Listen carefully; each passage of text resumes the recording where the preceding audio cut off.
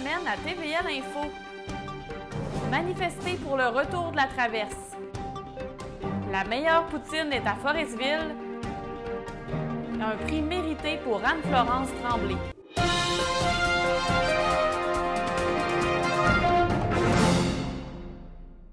Des citoyens de Forestville se sont rassemblés le 30 mai pour manifester en faveur de la relance du service de traversier entre Rimouski et Forestville. La télévision du littoral était sur place.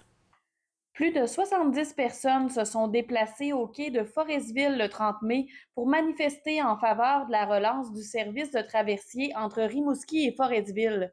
Cet événement, organisé par le citoyen Claude Huard, a permis à la population de se faire entendre sur ce bris de service qui touche toute la Côte-Nord, selon la mairesse de Forestville, Micheline Anctil. C'est un projet qui concerne l'ensemble de nos régions.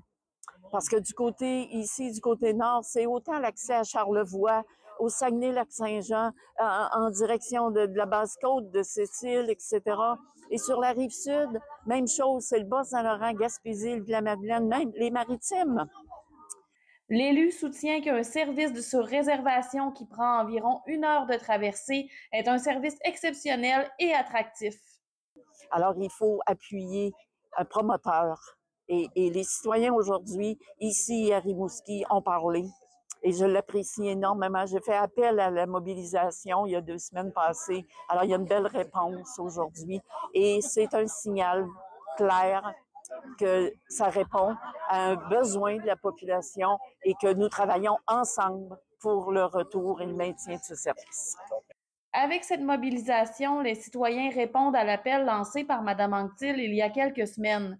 Pour le président du Conseil central Côte-Nord CSN, Guillaume Tremblay, la mobilisation citoyenne, c'est la recette secrète pour faire avancer des dossiers. Parce qu'on le sait, moi je le sais, j'ai travaillé beaucoup avec Mme Anctil, on travaille beaucoup avec nos élus, ils travaillent très fort sur le plan politique.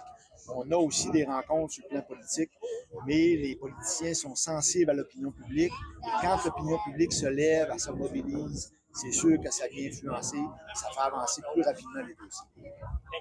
Aussi porte-parole de la coalition Union 138, M. Tremblay déplore les impacts de l'arrêt de la liaison maritime entre les deux rives.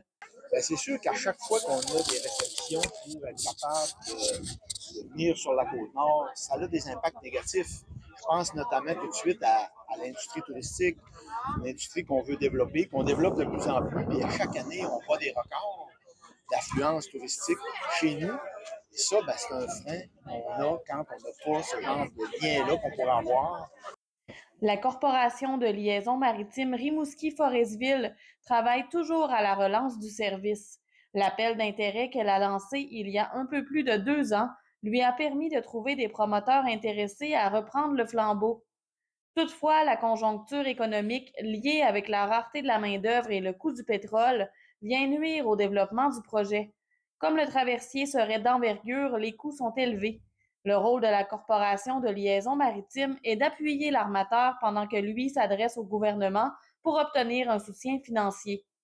Notons qu'une manifestation s'est tenue simultanément au quai de Rimouski. C'était Joanie Godreau à Forestville. Les amateurs de poutine sont nombreux et les réseaux sociaux sont un endroit privilégié pour partager les meilleures réalisations de ce mets typiquement québécois. Le combat des meilleures poutines au Québec a permis d'élire celle de la cantine du vacancier à Forestville comme la préférée de la Côte-Nord. C'est sur le groupe Facebook Les Accros de la Poutine, qui rassemble plus de 51 000 membres, que le sondage a été lancé le 19 mai. Des milliers de votes ont permis de nommer la meilleure poutine de chaque région du Québec. La poutine de la cantine du vacancier a obtenu 31 % des votes sur la Côte-Nord, la plaçant ainsi au sommet du classement. Maintenant, elle est en lice pour devenir la meilleure poutine du Québec. Les votes ont débuté le 29 mai sur la même plateforme. Notons que les critères étaient très simples. Les participants devaient choisir la meilleure poutine qu'ils ont mangée dans chaque région, peu importe leur composante. Elle devait toutefois contenir les 3 ingrédients de base, soit la sauce, les frites et le fromage. Pour les copropriétaires de la cantine foresvilloise Chantal Canuel et Stéphane Tremblay, il s'agit d'une belle visibilité qui récompense les efforts investis dans leur établissement. Selon les commentaires qu'ils reçoivent de leurs clients, les frites sont particulièrement appréciées, tout comme le goût de la sauce, dont la recette demeure secrète. Madame Canuel met aussi beaucoup de cœur dans le service à la clientèle. Une cliente rencontrée sur place souligne également les portions généreuses de la poutine du vacancier, mais aussi de tous les plats qui y sont proposés. Elle affirme qu'il est agréable de venir manger ici puisqu'on se sent bien accueilli. Pour le couple d'entrepreneurs, il s'agit d'un 8e été à la barre de la cantine qui se situe sur la route 138. Depuis les débuts de cette aventure, ils ont réussi à se créer une clientèle qui provient de la région, mais aussi de l'extérieur. Les copropriétaires n'étaient pas au courant de la participation de leur cantine dans le sondage du groupe Les Accros de la Poutine, mais ils sont plus que contents d'avoir remporté la première place sur la Côte-Nord. La Haute-Côte-Nord accueillera en juin la pièce de théâtre Histoire en chemin, une œuvre du théâtre Parmi nous qui explore avec sensibilité les parcours d'intégration de 4 femmes immigrantes au Québec. Le spectacle sera présenté gratuitement à Sacré-Cœur le 7 juin à 19h à la salle Cœur du Fjord, puis à Forestville le 8 juin à 15h à la salle L'Horizon de l'Église Saint-Luc. Cette tournée s'inscrit dans un projet plus vaste mené par le théâtre Parmi nous en collaboration avec le ministère de l'Immigration, de la Francisation et de l'Intégration. La pièce sera jouée plus de 50 fois à travers le Québec d'ici le printemps 2025.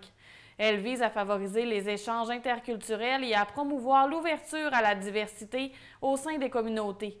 Histoire en chemin raconte les parcours entrecroisés de 4 femmes issues de différentes origines venues s'installer au Québec. Portant chacune un bagage culturel, émotionnel et personnel unique, elles traversent les défis de l'arrivée dans un nouveau pays. La langue, la reconnaissance de leurs compétences, les regards parfois méfiants, mais aussi les élans de solidarité, les amitiés inattendues et la reconstruction d'un chez-soi. Le récit met en lumière leurs espoirs, leurs blessures, leurs forces et leur désir commun de s'enraciner et de contribuer à leur nouvelle communauté. Inspirée de témoignages recueillis auprès de 60 femmes immigrantes en 2023, la pièce se veut une œuvre engagée, porteuse d'empathie et de dialogue. À travers une mise en scène épurée et des interprétations sensibles, elle rend hommage à ces voix souvent peu entendues. Fondé en 1973, le théâtre Parmi nous est reconnu pour ses créations socialement engagées. Avec Histoire en chemin, il poursuit sa mission de sensibilisation aux grands enjeux sociaux, en plaçant cette fois la lumière sur l'intégration et la richesse de la diversité humaine. La municipalité des Escoumins accueillera la Fête nationale régionale cette année, au plus grand plaisir des organisateurs qui promettent d'en mettre plein la vue au public. La coordonnatrice de la Fête nationale pour la Côte-Nord, Mireille Lalancette, se dit fière de convier tous les Nord-Côtiers aux 2 journées de festivités. On retient le discours patriotique des élus aux alentours de 19h le 23 juin, qui laissera place aux artistes qui se produiront sur une scène extérieure en arrière de la salle multifonctionnelle de la municipalité. Ce sera William Deslauriers qui montera le premier sur scène et interprétera la chanson « Jean du pays » composée par Gilles Vigneault pour commémorer le 50e anniversaire de sa première interprétation publique. Ensuite, le groupe Hommage au Coloc va brasser la cabane avec son spectacle La Messe à Dédé en soirée. Le 24 juin, une journée familiale attend le public qui est convié aux alentours de l'aréna pour profiter d'un spectacle de cirque, des jeux gonflables, du dîner hot dog et du mini-pot notamment. La municipalité tiendra également son souper dans la même journée à 17h. La programmation complète sera disponible sur les réseaux sociaux de la municipalité des Escoumins et sur le site web officiel de la Fête nationale. La Longuerivoise Anne-Florence Tremblay a vu ses efforts et sa détermination récompensés le 16 mai au gala annuel du RSEQ Côte-Nord. Elle est la seule finaliste de la Haute-Côte-Nord à avoir mis la main sur un prix. Anne-Florence Tremblay, étudiante en 5e secondaire à la Polyvalente des Rivières de Forestville, a remporté dans la catégorie élève-athlète de niveau secondaire, ayant démontré une persévérance académique et sportive. Une récompense qui lui suscite énormément de fierté. C'est l'enseignante Nancy Terrien qui a inscrit l'étudiante dans cette catégorie. Elle a abordé les difficultés vécues à l'école par l'étudiante ainsi que ses statistiques scolaires et sportives. Elle a aussi parlé de l'implication de l'élève de 17 ans dans l'école. La récipiendaire ne s'attendait pas à repartir avec les grands honneurs. Pour Florence Tremblay, les performances scolaires n'ont pas toujours été acquises. Elle a dû travailler et mettre les bouchées doubles pour arriver à obtenir de bons résultats, plus particulièrement en mathématiques. Son année de premier secondaire a été particulièrement difficile, notamment en raison de la pandémie de COVID-19. Elle a manqué doubler son année, mais ses cours d'été lui ont permis de passer ses mathématiques. Son travail a été payant puisque quelques années plus tard, en 4e secondaire, sa moyenne en mathématiques atteignait 85 %. L'étudiante a pu s'inscrire en physique en secondaire 5 et elle a réussi ses sciences fortes en secondaire 4, toujours avec l'encouragement de ses professeurs. Pour bien finir son parcours d'études secondaires, l'étudiante a reçu un méritage pour sa moyenne générale de 76 % ainsi qu'une bourse de 250 $ pour son implication dans l'école. En ce qui concerne le sport, Anne-Florence Tremblay ne s'arrête pas à une seule discipline. Elle fait du cross-country à l'automne, de l'athlétisme intérieur et extérieur. Elle est monitrice de natation et sauveteuse durant la saison estivale. Ensuite, durant l'hiver, elle pratique le ski de fond. La jeune athlète a réalisé un demi-marathon l'été dernier et elle aime beaucoup le volley-ball également. Pour l'instant, la jeune femme n'est pas encore fixée sur son métier d'avenir. Elle souhaite étudier en sciences humaines au cégep de Bécomo pour devenir enseignante en éducation physique ou encore devenir avocate. Du 15 au 18 mai, 13 gymnastes du club de gymnastique L'Envol de Forestville ont brillé au Challenge des régions, un événement d'envergure rassemblant plus de 1250 athlètes issus de 21 régions du Québec.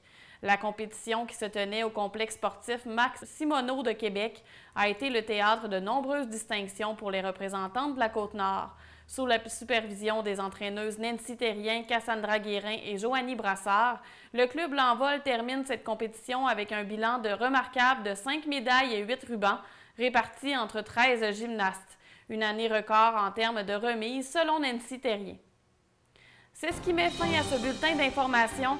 C'était le dernier TVL Info de la saison. Nous serons de retour à l'automne prochain après une pause bien méritée.